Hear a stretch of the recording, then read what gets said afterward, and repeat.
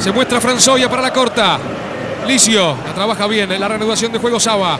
Licio que cara, Licio que engancha, Franzoia que va, otra vez Licio. Es el primero, atrás para Magni. Lo sobró, le quedó Montero, golazo. ¡Gol!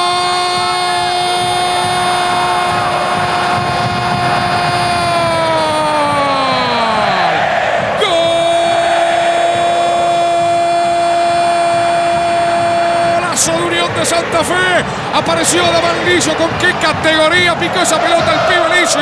Una gran combinación con Franzoia y Unión gana. Da el golpe en la Bombonera a los 26 minutos del primer tiempo. Unión 1, Boca Juniors 0. Damián Licio, el autor del golazo. Ya lo había transitado Franzoia con facilidad ese espacio. Ahora apareció Licio, que había jugado muy bien el último partido de Unión de Santa Fe. La pica cuando sale Orión para taparlo y marca un gol de excelente factura. Lindísimo gol.